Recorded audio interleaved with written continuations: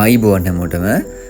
ඉතින් අදත් මම අරගෙන ආවා කුකුල් පාලනය කරන ගොවි මහත්තුරුන්ට මුහුණ දෙන්න වෙන ප්‍රධාන රෝගයක් ගැන. මොකද මම ගොඩාක් දැක්කා ගොඩාක් අය අහලා තියෙනවා මේ රෝගී තත්ත්වය ගැන.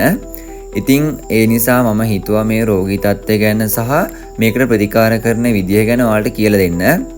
ඉතින් මේක බහුලවම කුකුළුන්ට හැදෙන රෝගී තත්ත්වයක්. මේකට කියන්නේ බම්බල් ෆූට් කියලා. ඉතින් ඇත්තට මේක බලපාන්නේ කුකුළුන්ගේ කකුල් වලට. ප්‍රධාන වශයෙන් ඇඟිලි ඒ වගේම කුකුළුන්ගේ යටිපතුල් වලට තමයි මේ රෝගය බලපාන්නේ. ඉතින් මේ රෝගයේ ප්‍රධාන අවස්ථා දෙකක් තියෙනවා. එකක් තමයි මේ රෝගයේ සාමාන්‍ය අවස්ථාව, ඒ කියන්නේ මුල් අවස්ථාව. ඊට පස්සේ දෙවෙනි අවස්ථාව තමයි මේ රෝගයේ දරුණු අවස්ථාවටපත් වෙන එක.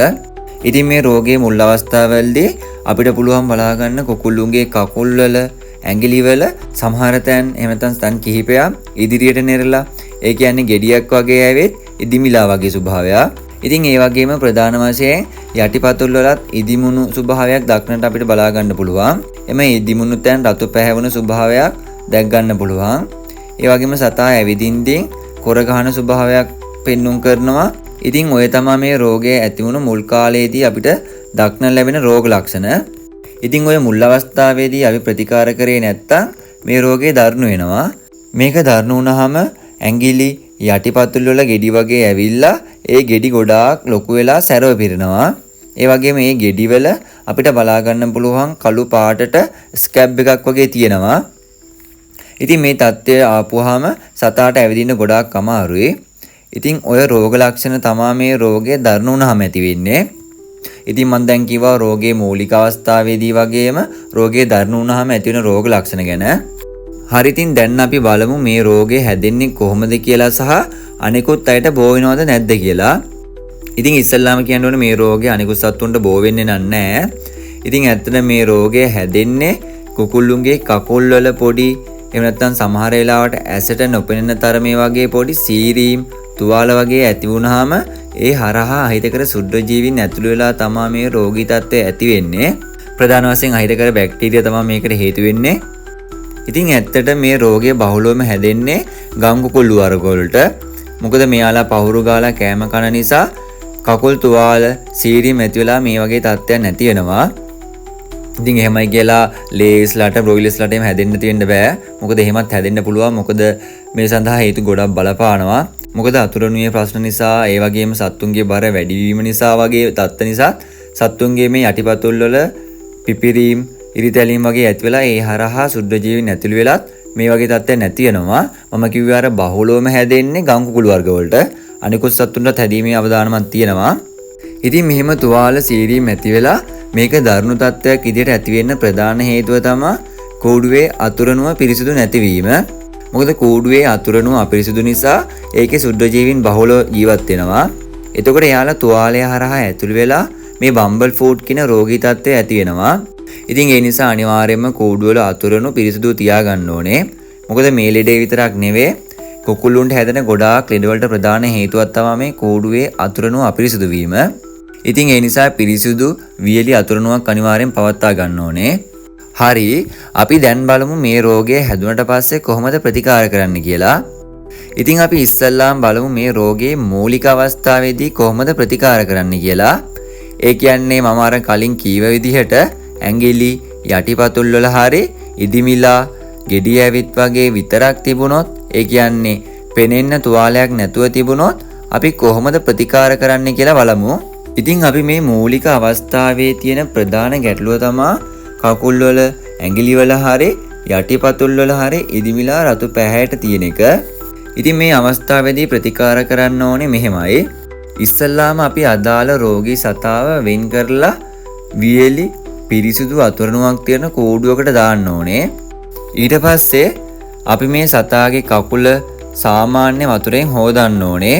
මොකද සතාගේ කකුල් වල ජරා හැම තියෙනවා නම් ඒවා ඉවත් වෙන්න තමයි මෙහෙම මේ සාමාන්‍ය වතුරෙන් අපි මේ සතාගේ කකුල පිරිසිදු කරන්න ඉස්සෙල්ලාම.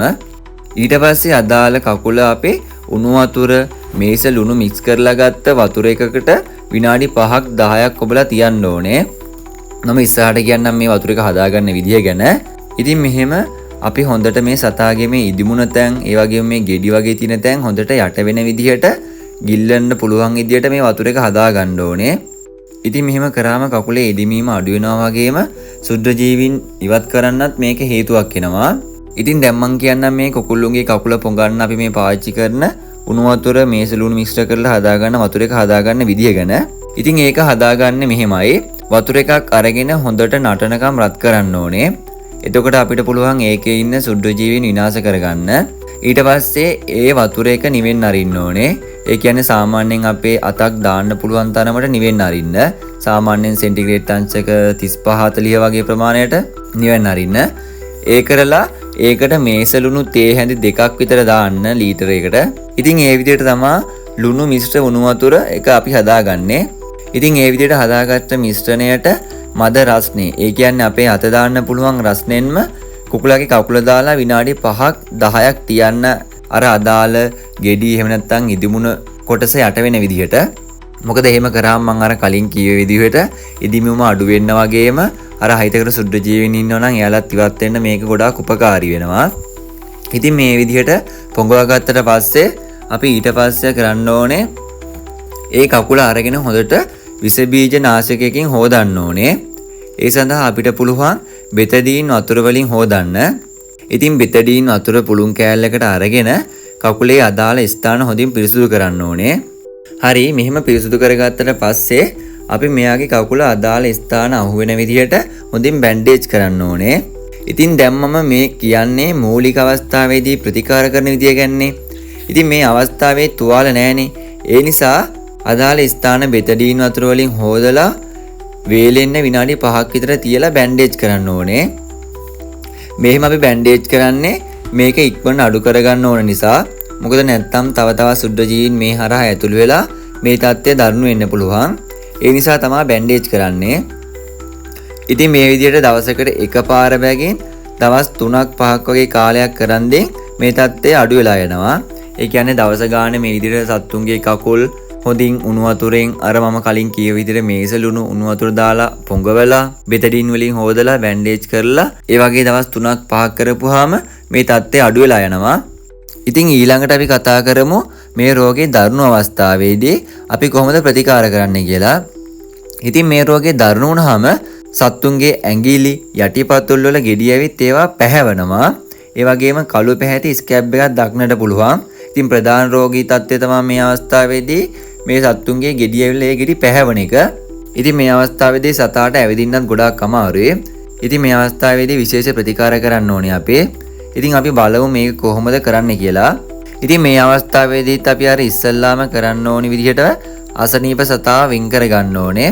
ඉතින් අසනීප සතා වෙන් කරලා පිරිසිදු වියලි අතුරුනුවක් සහිත කූඩුවකට මේ සතාව ඉස්සල්ලාම අපි දාන්න ඕනේ. ඉතින් ඊට පස්සේ අපි මේ අදාළ සතාව අරගෙන ඒ සතාගේ අර රෝගී ලක්ෂණ පෙන්වන කකුල ඉස්සල්ලාම පිරිසිදු වතුරෙන් හොදා ගන්න ඕනේ. මොකද ජරා එහෙම තියෙනවා නම් ඒවා ඉවත් වෙන්න තමයි අපි මෙහෙම ඉස්සල්ලාම පිරිසිදු වතුරෙන් හොදාගන්නේ. ඉතින් ඊට පස්සේ අදාළ කකුල උණු වතුර මේස ලුණු මික්ස් කරලා හදාගත්ත ද්‍රාවණයේ විනාඩි 5ක් 10ක් ගිල්ලලා තියන්න ඕනේ. ඉතින් මම ඉස්සෙල්ලා කිව්වා මේ ද්‍රාවණය හදාගන්න විදිය. ඉතින් මේ ද්‍රාවණය හදාගන්නේ වතුර අරගෙන හොඳට නටන්න තියන්න ඕනේ. ඒ කරලේ වතුර එක නිවෙන්න අරින්න ඕනේ සාමාන්‍යයෙන් සෙන්ටිග්‍රේඩ් අංශක 35ක් 40ක් වගේ වෙනකන්. ඒ කියන්නේ අර අපේ අත දාන්න පුළුවන් උෂ්ණත්වයට එනකන් මේක නිවෙන්න අරින්න ඕනේ. ඒ කරලා ඒකට අපි ලුණු මේස හැඳි දෙකක් විතර දාන්න ඕනේ වතුර ලීටර් 1කට එන විදිහට. ඒ කරලා හදාගත්ත ද්‍රාවණේ සාමාන්‍යයෙන් අපේ අත දාන්න පුළුවන් උෂ්ණත්වයේ තියෙන්දින්ම සතාගේ කකුල දාලා විනාඩි 5ක් 10ක් විතර පෙඟෙන්න තියන්න ඕනේ. ඉතින් මෙහෙම ගිල්ලලා තිබ්බට පස්සේ මේ සතාගේ කකුල තුවාල පිරිසිදු කරන්න ලේසි. ඊට පස්සේ අපි කකුලේ තියෙන සැරව ඉවත් කරන්න ඕනේ. කළු පාටට තියෙන ස්කැබ් එක ඉවත් කරලා ඇතුලේ තියෙන සැරව හොඳින් ඉවත් කරන්න ඕනේ. ඒ සඳහා විස බීජ නාශනය කරපු කටුවක්, ඒ කියන්නේ 60 කට්ටක් වගේ එකක් අපිට පාවිච්චි කරන්න පුළුවන්. ඉතින් හොඳට මිරිකලා සැරව තියෙනවා නම් ඒවා ඉවත් කරන්න ඕනේ අපි. ඉතින් ඒත් එක්කම බෙතඩින් වතුර වගේ එකකින් හොද මේ සැරව අපිට ඉවත් කරගන්න පුළුවන්. මොකද හොඳට පිරිසුදු කරේ නැත්තම් මේ රෝගේ අඩු වෙන්නේ නැහැ. ඒ නිසා සැරව ඉවත් කරලා බෙතඩින් වලින් හොඳින් හොද පිරිසුදු කරන්න ඕනේ. හරි ඉතින් මෙහෙම පිරිසුදු කරගත්තට පස්සේ හොඳට වේලෙන්න විනාඩි 5ක් විතර තියන්න ඕනේ. ඊට පස්සේ අපි මේ තුවාල වලට අපිට පුළුවන් මේ නෙගසාන් කියන බෙහෙත් එක දාන්න. ඉතින් මේ බෙහෙත් එක දාලා හොඳින් බැන්ඩේජ් කරන්න ඕනේ. ඉතින් මේ නෙගසාන් බෙහෙත් එක ගැන කියනවා නම් මේ බෙහෙත් එක අපිට ෆාමසි වලින් පහසුවෙන් ගන්න පුළුවන්. මේ බෙහෙත් එකේ ඇන්ටිබයොටික් එහෙමත් අඩංගුයි. ඒ නිසා තුවාල වලට ගොඩාක් හොඳ බෙහෙත් එකක්. ඉක්මනින් අඩු වෙනවා මේ බෙහෙත් එකට. ඉතින් සාමාන්‍ය රුපියල් 1000කට වඩා අඩු මුදලකට මේක ගන්න පුළුවන්. අර බ්‍රෑන්ඩ් නේම් එකත් එක්ක මේක වෙනස් වෙනවා. රුපියල් 600 ගානටත් තියෙනවා මේ බෙහෙත් එක. මං ගාව තියෙන බෙහෙත් එක නම් රුපියල් 900 ගානක්. ඉතින් රුපියල් 1000කට වඩා අඩු මුදලකට ඔයාලට පුළුවන් මේ බෙහෙත් එක ගන්න. ඉතින් මෙහෙම බෙහෙත් දාලා බෑන්ඩේජ් කරලා සතාවම අර කලින් කීව විදිහට වෙන් කරලා තියන්න ඕනේ. ඉතින් මේ විදිහට දවස් 2ක් විතර තියලා නැවතත් ඔයාලට බෙහෙත් දාන්න ඕනේ බෙතඩින් වලින් පිරිසිදු කරලා. ඉතින් ඔය විදිහට දෙපාරක් විතර කරන් දින්න මේ රෝගී තත්ත්වය අඩු වෙලා යනවා. ඉතින් ඔයාලට මේ විදිහට තුවාලේ පිරිසිදු කරන්න බැරි නම් පසු වෛද්‍ය කෙනෙක් හමු වෙන්න වෙනවා. ඒ කට්ටිය මේ රෝගී තත්ත්වයට ප්‍රතිකාර කරයි පහසුවෙන්ම. එහෙම නැත්නම් මේක ඔයාලට කරන්න පුළුවන් නම් ඔයාලට පුළුවන් මේක පහසුවෙන්ම කරගන්න. ඉතින් ඒකට තමයි මම මේ වීඩියෝ එක කරේ. ඉතින් ඔය විදිහට තමයි කුකුල්ලුන්ට බහුලවම හැදෙන මේ බම්බල් ෆූඩ් කියන රෝගී තත්ත්වයට ප්‍රතිකාර කරන්නේ. ඉතින් මගේ channel එක subscribe කරලා නැති කට්ටිය subscribe කරන්න. ඉස්සරහටත් මම වැදගත් වීඩියෝ ගොඩාක් ගේන්න බලාපොරොත්තු වෙනවා. ඉතින් හැමෝටම සුබ දවසක්.